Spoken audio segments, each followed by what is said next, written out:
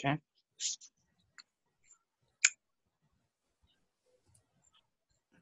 Thanks, Mo. Noted.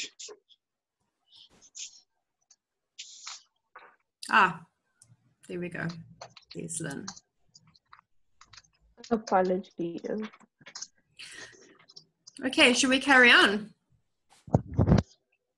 Sure. Okay, so the next question we have is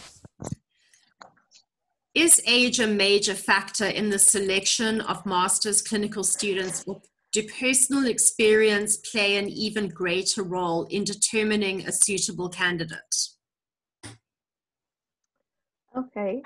I've gotten the age question before at interviews.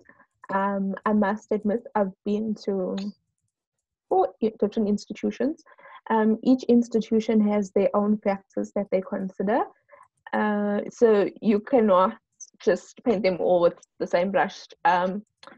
Some of them prefer personal experience, some of them prefer age and link that to life experience.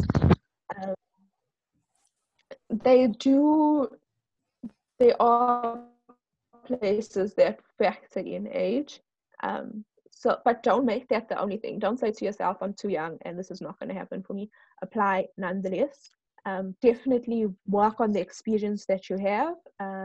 If you are able to reflect on life events that have occurred in your life, and you're able to indicate how they've molded you as a person and how you've reacted to them, that's also a very good indication of maturity and life experience.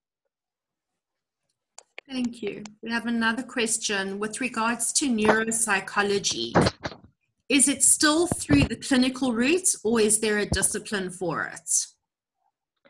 Okay, so there is, take this very tentatively. There is a program that is currently called neuropsychology. It has not yet been accredited as allowing you to register as a neuropsychologist. That is the program offered at UCT.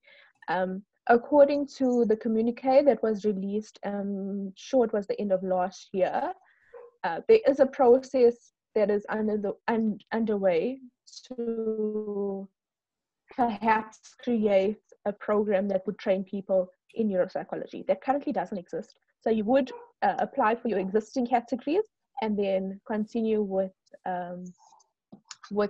further studies in neuro. Okay, thank you. We have another question. I'm not sure if you'd be able to answer this, but perhaps you can shed a little bit of light. In the past, has there been a proposal presented to government to make at least one counsellor mandatory in schools, considering the issues school children face? So, Josie, I think you might be able to contribute to that if possible. Yes and no. So it hasn't been really a formal kind of thing, I would say. But generally, every school should have a social worker or a counselor working for them. Of course, this is not always practical, especially in the schools from the less fortunate areas, because they just simply can't afford it. And then you get counselors that are hired by the government and are put into those schools. But it's not always the case. I work at a school, so from my experience, I can say that there are a lot of schools that have counselors already and social workers, and we network quite well together. And the Department of Education does support the counselors and social workers as well. And they advocate for us to be in the schools, working in the team with the rest of the staff members, because they do understand that there's a big need for it in the schools. So I don't know if that helps. But it's not set in stone that every school has to have one. Okay. Hamida, does that answer your question? Okay, she's muted. All right, we have another question. What is the best way to answer the question? Okay, what is the best way to answer the master's question regarding life experience and format influence? Lynn smiling. There's no best way to answer it. If you can reflect on what the question means to you and how the last thing they want is a cloned answer. So I think that the best way is to reflect on what that means to you. And yeah, personal experience. They're also looking for how you're affected by questions like that. They're looking if you're going to be defensive or if you're going to be open to contemplating. Yeah, so look at it like that. There's no right or wrong answer to these questions. They're largely looking at how you process things as well. Okay, we have. I wish I could give you a black and white answer though. Okay, then perhaps Josephine, this is a good one for you. Would one be able to volunteer at schools with an academic honours? Would you then be working towards your practicum or during your practicum? Who's the question from? The question's from Anika. Anika, I'm trying to unmute you. Okay. Okay, there we go. Yeah. So I did my academic honors and I volunteered at SAP. So I'm not sure how. Okay, sorry, I'm going off on a tangent. My question is, could we volunteer at schools? You could, but it is best to rather do it if you are governed by some kind of counselling body. So either the HPCSA, there's other counselling bodies that you can also look into to being registered with them. Because the problem in schools is that children are vulnerable, and even with things like consent forms, if a client under your care in a sense has to do something and you are just volunteering and you don't actually have the qualification to practice as a counselor, and something has to happen, you will be held responsible for that. And that's the main issue, and it also ties in with ethics as well. So I have something to add to that. There are lots of NGOs and NPOs that will allow you to volunteer at schools. So what you do is get involved with them, and then through them, you're provided with a body in which to volunteer. Volunteer experience is very, very good for your CV, for applications. I wouldn't suggest that you as an individual approach a school. As Josephine said, that leaves you very unprotected. It's not the best idea. But plenty NGOs. So see where you can get involved. Unfortunately, I know a lot in Durban, so I can't offhand tell you ones in the Cape, but definitely something to research. Deepesh, thank you. Deepesh has just offered some information as well. Deepesh says that it is possible to volunteer at the Johannesburg Parent and Child Counselling Centre, Yes, APCCC. Yes. However, Anika, of course, this is in Johannesburg, but it could perhaps be an option to get in contact with them and ask them if they can refer you to any institution in the Western Cape. So that might be an option there. Jane, I have a question. Yes. Another good option. Oh, sure. Carry on, Mohammed. Okay. It's actually for Ms. Richards. Lynne, we hear a lot about the master selection process and what's it like, and it's very intensive and all of those things. And then we hear about the internship year and the ComServe year and all of those things. But what is it like the first year, the M1 year? What is that like?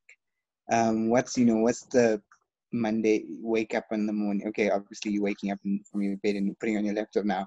But before that, what's the classes like? What's the environment like? And what's that daily life of an M1 student like? Lynne, before you answer that, can you just differentiate for our attendees between M1 and M2 if they're not certain of the difference? Okay, so basically to obtain your master's, you do a M1. However, and please note that this doesn't apply to the UNISA program. So generally, it will be 1 year of coursework, and then the second year would be internship, and the third year for CLINS is your ComServe year. So what is required of your coursework? Basically, during your coursework year, you do coursework. You do a research project, which you can carry on into your internship year. I'll touch on that a bit later. And you also do practical work. So you either work in a clinic or you do placements. So it's different everywhere. At UKZN, we have a clinic. We work in the clinic, and our coursework's actually also in the clinic.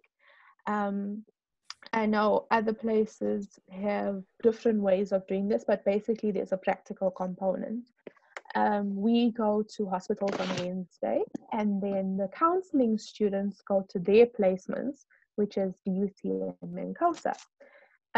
So within a week, we have basically 4 days of coursework and then 1 day of practical. And within your 5-day week, you also see your own patients at the clinic. Second year is your internship, for which you apply to different places. WITS, I think, is the only place that still places their students on the WITS circuit. So once again, this doesn't apply to them, but you would apply in your M1 year for an internship. Lillian might be able to tell you more about the internship year. I am not there yet, so I can't tell you much. But in KZN, it's basically the Durban circuit, which comprises of 3 hospitals. In other provinces, there are different circuits. Joburg has quite a few circuits. So you are allowed to apply to any of the circuits in the country. You go through once again, a selection process. And then in order to complete your degree, you have to have completed your internship and be signed off, and you have to complete your research. You have to do that before writing your board, and then only once you've written your board and passed can you do your ComServe year. You have to complete your research, and that is often quite difficult. Okay, thank you. Thank you, Lynne. Lillian, would you like to add anything regarding internship? It's just lovely when you survive it. She's come out on the other side. She survived. What I can say about internship is just from the Durban aspect, what each hospital does, it gives you training within a particular aspect that the PsySSA has requirements. So you find that if you go to RK Khan, you have a certain percentage, maybe 10% of the forensic and community service is fulfilled by working with the population at RK Khan. King Denis Zulu Hospital is a lot of psychiatric work. So, and pretty much internship is a lot of learning, and you develop your own style of working. You have close supervision, and now it's the time where you actually now have to apply that theory you've been learning, and it's completely different. It's not what you would expect. But one thing that I did learn that was really helpful eventually is that you need to have a very good grounding in trauma work, because here are the hospitals where sometimes people from a particular social status bracket are coming to, and they're coming with sometimes you find that out of maybe 3 women you see, 1 is a rape victim, and that's a lot of trauma work you have to deal with. But within a South African context, that's what I found, that it's so important to have a good grounding in trauma work, especially for our hospitals. Yeah, and always remember, if you do your internship, you're just passing through, you will come out on the other side. Thank you, Lillian. I think that's wonderful to add, because I think it's quite daunting and quite scary. For example, we've just received a question, and Lillian and Lynn, I think you might, yeah. My question is, how is it adjusting into masters? I'd like to know your personal experience of adjusting into the master's program. So I'll give you my experience, but I think Dipesh can also weigh in on this. For me, you must realize we are now in April, but I have been away for the last, say, month and a bit, because university shut down before the lockdown started. So what had happened was we had our intensive orientation, started seeing clients, and it's been abruptly stopped. So you must remember that I will be going into another period of adjustment once we come out of this lockdown. I don't think that I can weigh in too much on that. I must say, just within that short period of time, I've learned a lot about myself. I think what's very important is that you know your boundaries going in. You need to be very good with time management and know what you can and can't do.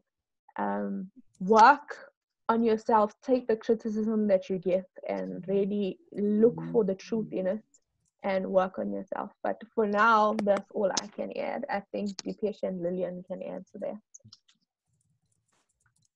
Yeah, so I think for me, I can't emphasize enough about how everybody goes through their own experience, and a lot of people have different experiences regarding masters. So I worked for a very long time as an academic.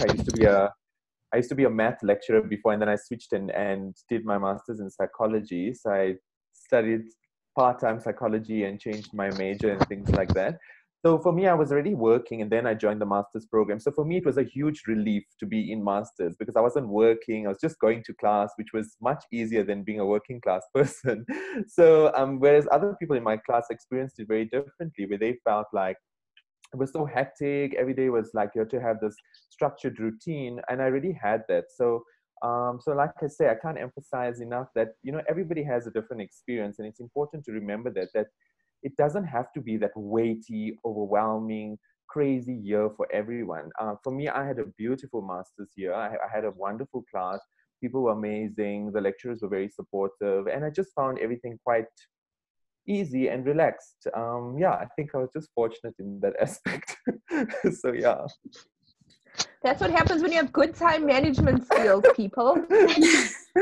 Yeah, so I think it's what you make of it. If you go in with that mindset that it's going to be fine, everything's going to be okay, and if the class sort of sets that foundation that it's going to be fine, we're going to get through this, then it's okay. But if you're sitting with a lot of people who are like panicky every day, and then it's just like it just sets this tone of everything is just so panicky, So I think it's important to really, like Lynn always says, reflect and reevaluate and introspect all the time, and find what's right for you. And it doesn't have to be what's right for everybody. So everybody has their own way of getting through things, and it's okay to have those ups and downs. Just reflect on them. Don't just push them aside. Thank you, Dipesh. We have a question that perhaps Lillian, Dipesh, Lynn, everyone can answer. What are some of these psychological bodies doing to ensure that there are more psychologists and or counselors of color, particularly Black Africans, so that the demographics of psychologists reflects the demographics of the population? So here we're talking about decolonizing psychology in South Africa. I think even at the baseline, we just basically looking at BEE, and although people people say that there is no quota, there is a quota system, and that tries to address the inequalities of the past. Besides that, I can't really speak on behalf of what psychological bodies are doing. I do believe that actually is ingrained in what our policies are as a country. So I think that actually goes to a higher political level than even psychological bodies. I see Josie. May I comment? Oh, Josie, sorry. Josie, is there anything you would like to add to that before Mo contributes? No, I just agree with Lynn. Definitely, we can't really comment on the psychological bodies, but in terms of the universities, I do understand that there's a quota with universities at the WITS Masters for Clinical selections last year. They did explain to us about the quota and their policies in terms of interviews and how they'd like to proceed with it to help decolonize it, I guess. Thank you. To introduce Mohammed. Mohammed is the chairperson of the PsySSA. Sorry, I didn't introduce you earlier, Mo. Mohammed is the chairperson of the PsySSA student division. He's the chairperson and exec portfolio holder of the mentorship program and most of our other subcommittees. And he's also the office manager at PsySSA in Johannesburg at head office. And he's got a few master's degrees. Thanks, Jen, for the intro. Good afternoon, ladies and gentlemen, and thank you for hosting such a good session, Lynne and Josephine. I definitely think from the engagement that we're getting from this session alone, it shows how much these types of sessions are much needed. I would just like to comment to this question that we received, and that was there is a huge movement of decolonizing psychology, and not just in terms of quotas and racial stats that are that to the population ratio, but also that of the curriculum, making the curriculum more Africanized, if that makes sense. So there is a movement towards that. Previously, psychology is known to be or it was sort of associated with the apartheid government once upon a time. So there was that change as well that had to have happened. So the decolonizing of psychology as a whole will happen, but it will be up to all of us within psychology to actually decolonize the scope, or rather the discipline of psychology. Thank you. I just want to say, if you want to decolonize curriculum, please come to UKZN. We are very progressive with this regard.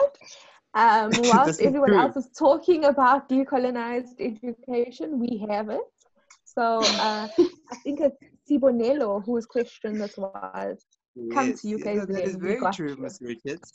But I also then have to support my University of UNISA then, and acknowledge the ecosystemic and African perspective that UNISA brings into their curriculum. We have an official Sangoma on campus for consultation. So just want to let you know. I'm sure we've got somebody that we can consult over open distance learning. I'm sure. Okay, all right, thank you guys. Can we take one last question? It's with regards to research psychology. Perhaps you can touch on the difference between clinical psychology and research psychology, the difference between the master's selection, if at all, and what it entails. I'd also like to inform all of the participants that next week we will have 2 research psychologists in an Ask Us Anything Q&A session. So please keep your eyes open for that. Those adverts will go out on social media tomorrow morning. But Lynne and Josie, if you could just perhaps address the difference. So I can speak on UKZN's program. I'm not sure about what other universities do. So research psychology, people get very confused with, because there's often a master's in psychological research, by which you just do a dissertation in a psychological topic.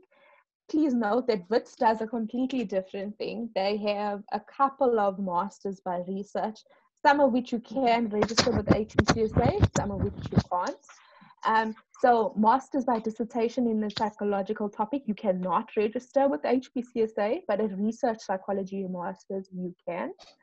Some universities require you just to submit a proposal of your research, and then you go to you present your research for them. It's not so much a interview process as clinical. With research psychology, you do not work with diagnosing patients, so that is the difference. And yeah, I would say that the interview process is very, very different. While some universities do focus on your research when you are applying for clinical, some do not at all. And it's largely based on your experience, your personality, how you're able to introspect. I don't think they focus as much. Well, from what I know, they don't focus as much on that with research psychology. Josephine, would you like to add? No, not really. Pretty much the same. Like you said, some universities do focus on it. It'll come up in your interviews as well as on the applications for masters. Yeah. I think Lillian wanted to say something. She has her hand raised, and Dipesh has also mentioned something really important, that if you want to get into masters, please start looking for funding really soon. Lillian? Oh, okay. I was just going to say, for the masters in research for psychology, I'm not quite sure about the other universities, but what I do know is that if you do it with UKZN, you do get a full remission of fees. So essentially, I think all you pay for, if I'm not mistaken, is your student levy or something, of which is like 500 Rand. And they pretty much pay for the other, I think it's 24,000 Rand. So you don't have to pay for it. And the advantage of that, I think, is that a lot of people are trying to get into the clinical program, and sometimes you just don't get into it the first time around. And it's really just a nice sort of like gap year thing to do that you're not paying for, but looks really good when you go for your next interview. That, you know, I took last year, I didn't go cry, but I went and actually did something.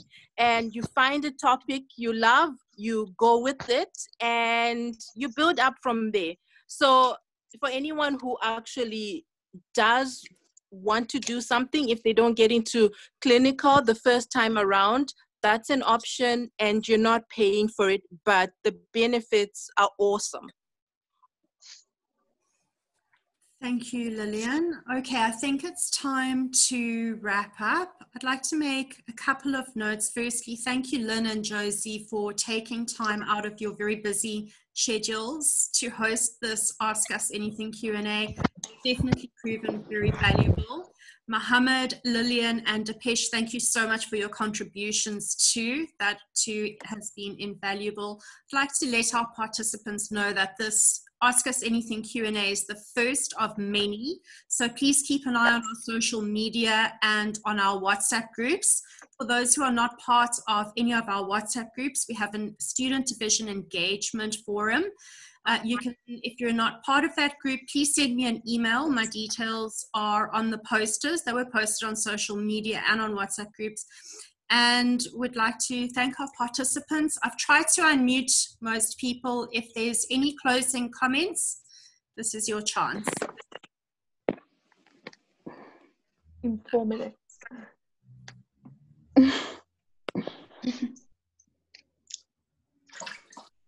4 minutes remaining. Okay. No closing comments? Yeah, just to reiterate what Jenny said, thanks guys. You hosted a very great session, Josephine and Lynn. Thank you again. to all the participants and to everybody who shared all that they could. Thank you, and for asking questions. Please do look out on our social media and our network, all the things we'll be doing over the next few weeks. And yeah, good luck to everybody, and stay strong, stay home, stay safe. Yes. Stay home, stay. Okay, thanks for having us. Thank you, everyone. Take care, and it was wonderful to have your participation. We really appreciate it, and stay safe. We're going to end the meeting now. Bye, everyone. Take care. Bye. Bye. Thank you. Bye-bye.